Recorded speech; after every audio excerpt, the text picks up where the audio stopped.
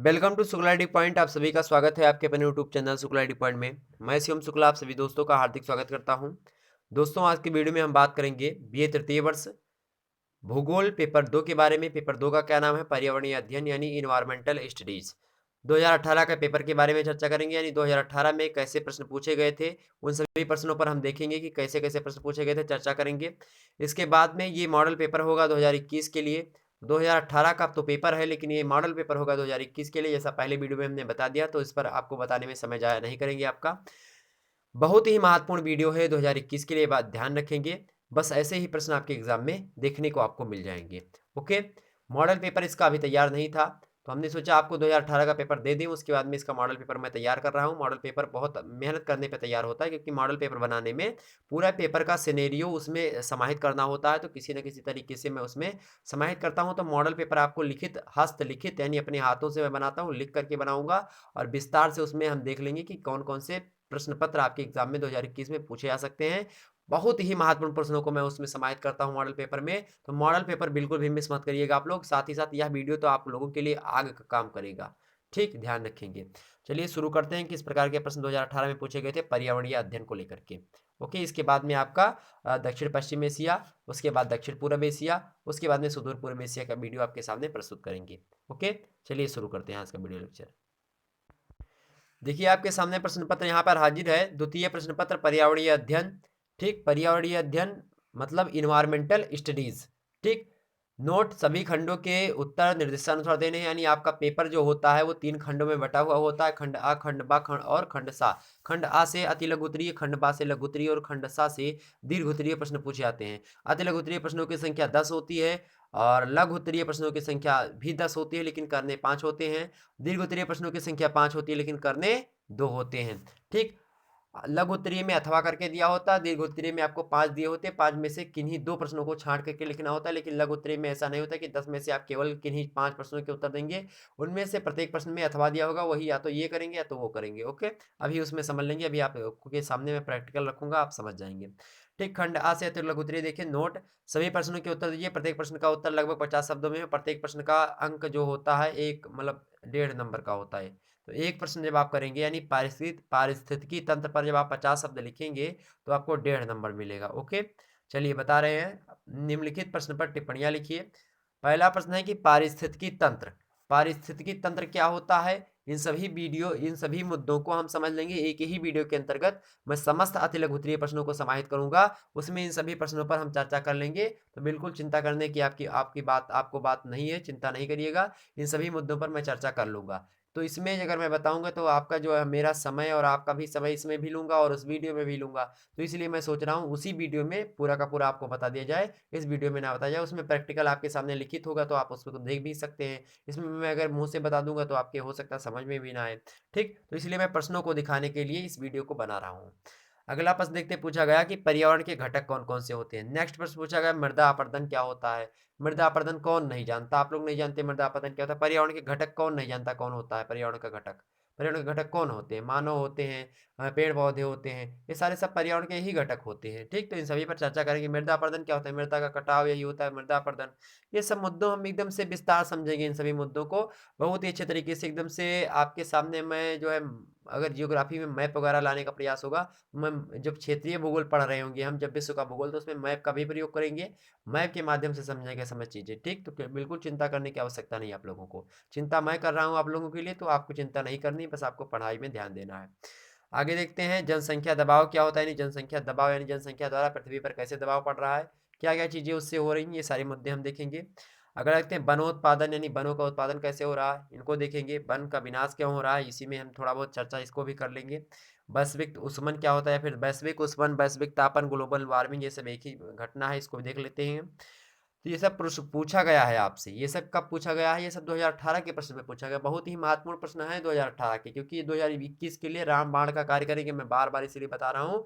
और अब बहुत ही एनालिसिस किया, क्योंकि 2018 से 19 और 20 में उतने प्रश्न नहीं पूछे गए हैं, तो 2021 की परीक्षा में बहुत ज़्यादा प्रश्न बनने की संभावना है। तो इस वीडियो को आप पूरा देखिएगा। आप सभी प्रश्नों को आप एक बार नोट डाउन कर लीजिएगा और इन प्रश्नों को आप कॉपी कलम लेकर के हल भी करने का प्रयास करिएगा, अगर आपके पास सारी चीज़ें मौजूद हैं, आप जानते हैं तो। अगर नहीं जानते तो मैं इन सभी प्रश्नों को हल भी करवाने का प्रयास करूँगा। तो चैनल को सब्सक्राइब कर देंगे तो फ़ायदे में रहेंगे। मैं ये सारी वीडियोज़ मतलब ये इन सभी प्रश्नों पर चर्चा करूँगा आने वाले समय में। अगला देखते हैं संधारित्र विकास क्या होता है। संधारित्र विकास, सतत विकास, इन सभी पर चर्चा करेंगे। सतत विकास पर वीडियो भी अपलोडेड है, ध्यान रखेंगे इसको। संधारित्र विकास भी हम देखेंगे, उसी के समकालीन होता है सतत विकास के, उनको समझ लेंगे। ठीक। अगला आते हैं जनसंख्या विस्फोट क्या होती है। जनसंख्या का जो दबाव मतलब जनसंख्या बहुत ज़्यादा हो जाए उसी को जनसंख्या विस्फोट कहते हैं। इस पर माल्थस की थ्योरी भी आई है कि जनसंख्या जो होती है गुणोत्तर श्रेणी में मतलब कि जनसंख्या जो होती है गुणोत्तर श्रेणी में बढ़ती है, और जो मतलब साधन होते हैं उनके यूज करने के वो समानांतर श्रेणी में, यानी 1 2 3 4 इस प्रकार से कौन बढ़ता है। इस प्रकार से साधन यानी मोटरसाइकिल है, मोटरसाइकिल 1 2 3 4 इस प्रकार से बढ़ रही है। लेकिन मनुष्य जो हैं वो कैसे बढ़ रहे हैं। मान लिया 1 आज है, 2 कल हो गए, फिर 4 हो गए, फिर कितने हो गए, 4 दूना 8, 8 दूना 16, इस प्रकार से मनुष्य बढ़ रहे हैं। यानी कि दुगुना, 1 का दुगुना 2, 2 का दुगुना 4, 4 का दुगुना 8, 8 का दुगुना 16 दुगुना 32 दुगुना 64 दुगुना, इसी प्रकार से बढ़ते चले जाएंगे। ठीक। और जबकि मनुष्य का जो उपयोग साधन यानी मोटरसाइकिल को मनुष्य उपयोग कर रहा है, तो 1 2 3 4 इस प्रकार से बढ़े, लेकिन मनुष्य कैसे 1 2 4 8 इस प्रकार से बढ़ रहे हैं। तो क्या हो रहा है, यही है जनसंख्या विस्फोट। ठीक। क्योंकि मनुष्य जो है वो गुणोत्तर श्रेणी में उनकी वृद्धि हो रही है। तो ये हम देख लेंगे। वायु प्रदूषण क्या होता है, कौन नहीं जानता, सभी जानते हैं, इसको भी देखेंगे। भूस्खलन क्या होता है, इसको भी हम देख लेंगे। ठीक है। ये सब आपदाएं हैं और ये सब प्राकृतिक रूप से होती रहती हैं। तो वायु प्रदूषण तो हम ही करते हैं। भूस्खलन जानते हैं, जो भूकंप आता है वही होता है भूस्खलन। ठीक, ध्यान रखेंगे, इसको हम समझ लेंगे। नेक्स्ट आपका है खंडवा। खंडवा से आपको लघुत्तरीय प्रश्न देखने को मिलेंगे। देखिए खंडवा, नोट सभी प्रश्नों के उत्तर दीजिए। प्रत्येक प्रश्न का उत्तर लगभग 200 शब्दों में होना चाहिए। प्रत्येक प्रश्न जो हैं आपके वो कितने नंबर के हैं भैया, 8 नंबर के मिलेंगे। मतलब एक प्रश्न आप करेंगे तो 8 नंबर के होंगे। तो पहले ज्योग्राफी का पेपर करते समय, यानी जिस भी पेपर में आपका प्रैक्टिकल होता है, उस पेपर को करते समय आप क्या करेंगे, उस पेपर को करते समय आप लघुत्तरीय प्रश्नों को एक भी नहीं छोड़ेंगे। दीर्घोत्तरीय प्रश्न केवल 10 नंबर के होते हैं, तो बिल्कुल आपको अगर एक आध छूट जाता कोई दिक्कत नहीं। लेकिन आप दीर्घोत्तरीय करने के चक्कर में लघुत्तरीय मत छोड़ दीजिएगा, ये मैं बता रहा हूँ। ठीक। अगला देखते हैं, दूसरा प्रश्न है कि पर्यावरणीय अध्ययन या पर्यावरण अध्ययन के उपागमों की व्याख्या करिए।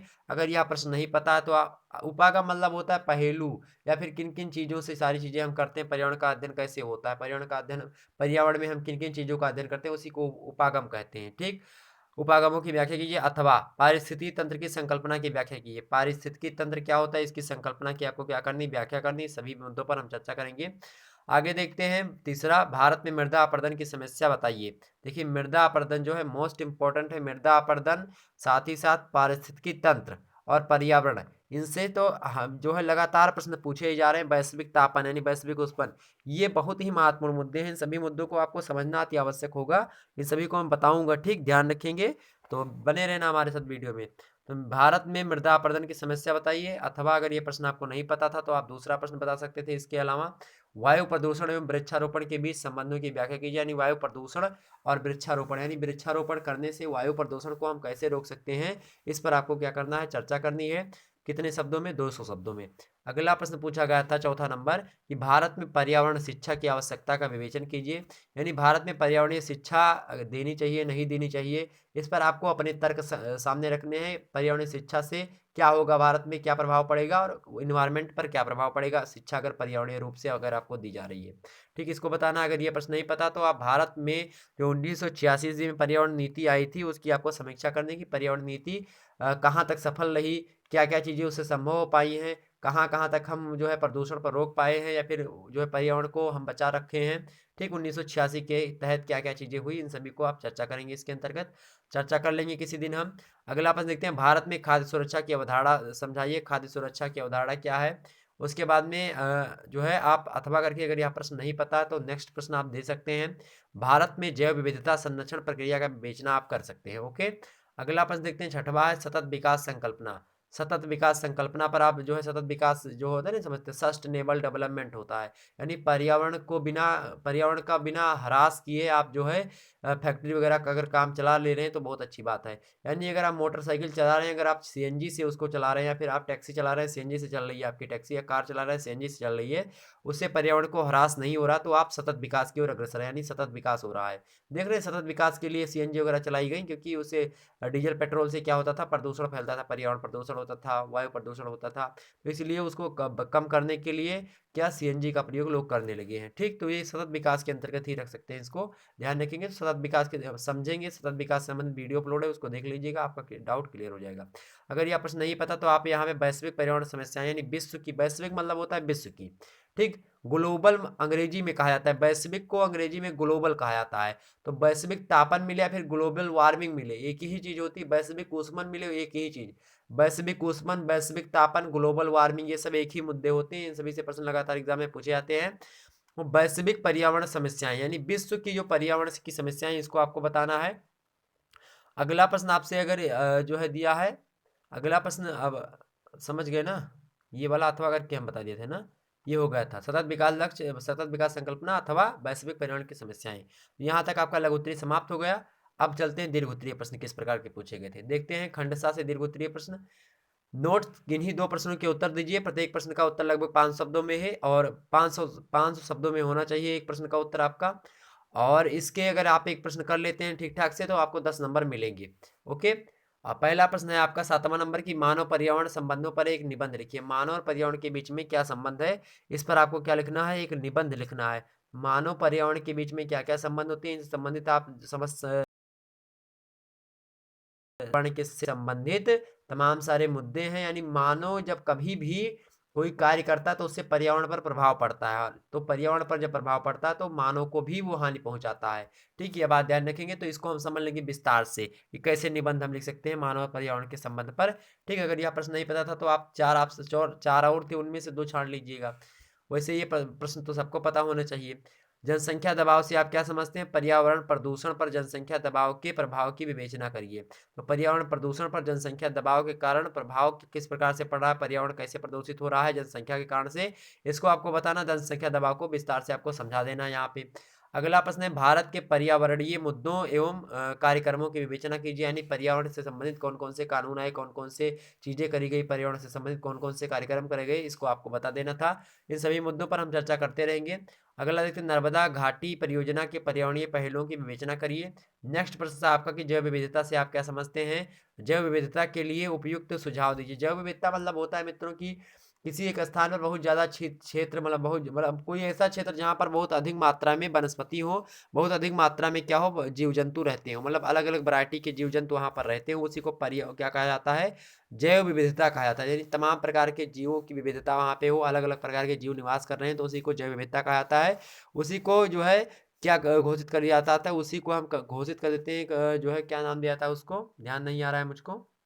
अरे जैव विविधता के क्षेत्र से उसका नाम है, जैसे जो पूर्वी घाट है, पश्चिमी घाट है, और हिमालयी क्षेत्र है, पूर्वोत्तर की पहाड़ियां हैं, उन सभी में जैव विविधता बहुत क्षेत्र में, मतलब इन सभी क्षेत्रों में पाई जाती है। तो 4 अपने यहाँ पे रेड क्षेत्र या फिर ऐसे कुछ जोन होता है, वो है मेरे एग्जैक्ट डाटा हमको नहीं याद, मतलब एग्जैक्ट चीज उसको क्या कहा जाता है ध्यान नहीं आ रहा है, तो मैं बता दूंगा नेक्स्ट वीडियो में अगर ध्यान आएगा हमको, अभी ध्यान नहीं आ रहा है, तो उसके लिए आपका टाइम हम जाया नहीं करेंगे।